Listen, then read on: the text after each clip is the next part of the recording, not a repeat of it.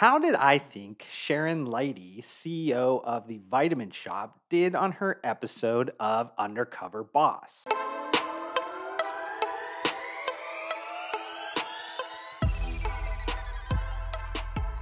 I'll be honest, I was super excited when the Vitamin Shop shared the news a month or two ago that they would be featured on the wildly successful CBS reality show. Firstly, because as many of my community probably knows, I'm a big fan of Sharon Leite. And for those that maybe are scratching their head in confusion, maybe why, I wrote an article about her and the job that she has been doing at the Vitamin Shop in the middle of last year, and I'll leave the link to that content in this content's description if you're interested in reading that article. Secondly, because I've been a longtime fan of Undercover Boss. And then finally, how cool is it that the functional CPG industry as a whole and many of the individual brands that I work with get national positive mainstream exposure? If you've never heard of the reality television series Undercover Boss, it's a show concept that was based on the British series of the same name. The first season of the American version consisted of 9 episodes produced in 2009 and first aired following the CBS coverage of the Super Bowl on February 7th, 2010. That episode featured Lawrence O'Donnell, the president and COO of Waste Management. Over the now 11 seasons, they featured several relevant companies to my content, including 7-Eleven, Chiquita Brands International, Retro Fitness, Family Dollar, Hudson News Group, which are the retail outlets in airports, Anytime Fitness, and Smoothie King. And the premise of the Undercover Boss show is pretty simple. Each episode features a C suite executive or the owner, founder of the company that goes undercover as an entry level employee in his or her own company. The undercover boss gets to choose their disguise, which involves usually changing their appearance substantially and assumes an alias and fictitious backstory. The fictitious explanation for the accompanying camera crew has changed over the years, but usually revolves around the undercover boss being filmed as part of a documentary about entry level workers in a particular industry, usually changing careers. The boss is exposed to a series of predicaments with amusing results and invariably spends time getting to know selected company employees, learning about their professional and personal challenges. At the end of the undercover week, the boss returns to his or her true identity and calls in the selected employees to the corporate headquarters. The boss rewards hardworking employees through a number of compensation or non compensatory rewards.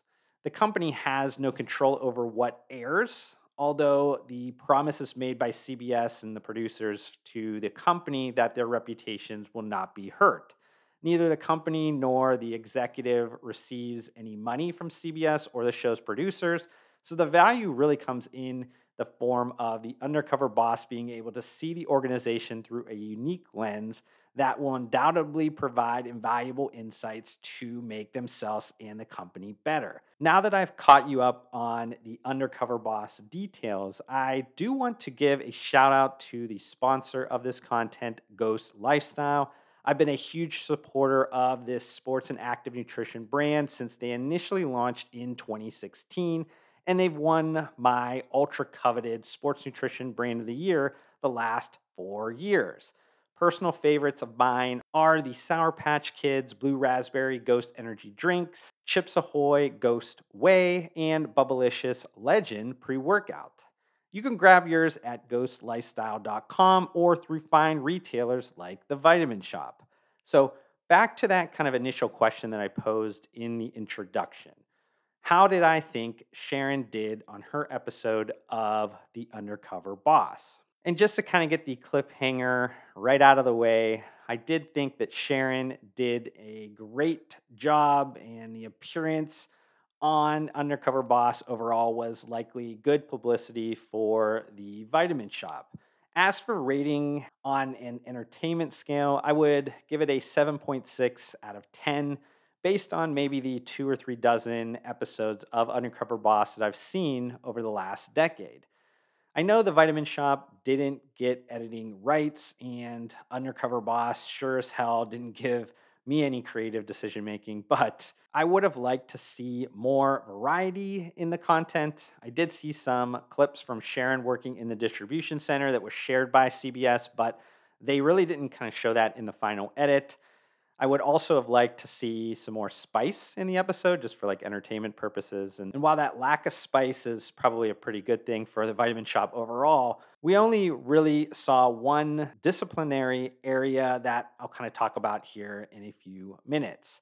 I also thought the disguise CBS used for Sharon was too familiar to trick anybody, or maybe that's because I do actually know Sharon personally, and they ended up kind of turning her into a Northeast Ohio looking mom that reminded me of my own mom a lot. And that's not in a bad thing, it's actually in a good thing. But I did also appreciate her throwing the Northeast Ohio kind of hometown area some love in her backstory as being a former gift shop manager from Cleveland, Ohio.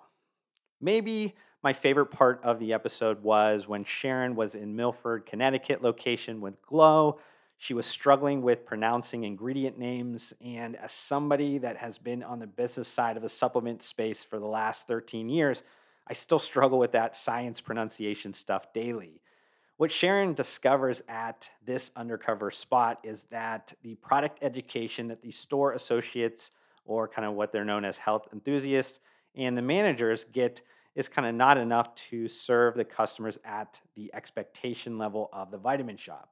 With the Vitamin Shop's operational model, at least at the time of filming, being 100% corporate owned stores and employees not significantly incentivized by performance or sales commission methods, they are focused on giving the best customer service to anybody that walks in the door and helping them reach their health and wellness goals. This finding results in Sharon allocating a $500,000 in additional budget to beef up the product education. Another big discovery for Sharon was around how product shipments would be received by the stores looking to replenish their inventory. In that distribution clip that I referenced earlier, that seemed to be cut from the final episode, Sharon realizes that the robotics technology isn't working exactly as she intended.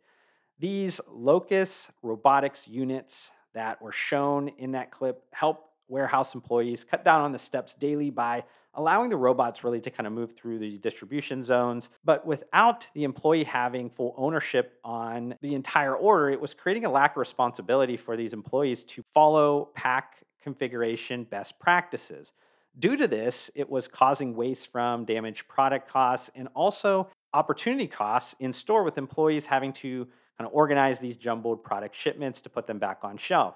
This resulted in Sharon allocating an additional $1.5 million in the budget to improve the inventory management system. The next big realization for Sharon in the Undercover Boss experience was that the checkout technology at the Vitamin Shop was outdated. I'm sure this was already known, though, as the Vitamin Shop already launched the Aptos One store commerce mobile selling application, which enables mobile checkout on iPads at their future store concepts that have really kind of turned into the remodel standard for their store locations. This remodel plan, though, was slowed by the COVID-19 effect. That being said, the particular store location that she was in during the recording last year hadn't gone through one of those technology refreshes. So when the loyalty and cash register systems went down and she heard that it was doing so every few weeks, she knew she needed to allocate more budget to the tune of $1.2 million to speed up this technology changeover. And then finally, I wanted to kind of talk about that disciplinary action. One of the health enthusiasts was creating these bogus BOPIS, which is a buy online, pick up in store order with his personal credit card to help fulfill the store shelves that at times were not getting fulfilled automatically by the inventory management system. For many reasons, this was an eye opening negative discovery for Sharon. There are obviously better ways to communicate this problem and kind of correct that inefficiency in the system, but I and likely Sharon appreciated an employee that would be thinking outside the box to correct something that's impacting customers. At the end of the day, you can correct poor choices that really were still their hearts were in the right place. You also really can't teach this like an innate problem solving skills within employees. So it's important to make sure that these individuals that do have those skill sets can be given the opportunity to succeed in any organization. They just need to be kind of corrected in their current actions. Just want to end on some final thoughts. As Sharon was quoted recently as saying, this was the most engaging, inspiring, and humbling experience of her life. This was an unparalleled chance to get into the field and see up close the incredible commitment and dedication of their health enthusiast team members, all without the filter of being the CEO. It was an unvarnished way to see firsthand what the Vitamin Shop does exceptionally well as a company and also things where we could be better.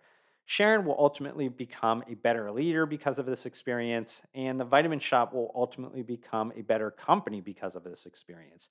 This will help the Vitamin Shop reach Sharon's goal of tripling its revenue in the next 5 years and becoming the largest health and wellness focused retailer in the country. I hope you guys enjoyed this YouTube video. If you did, consider hitting that like button to support me. Also, help me get to my short term goal of 2,000 subscribers by hitting that subscribe button.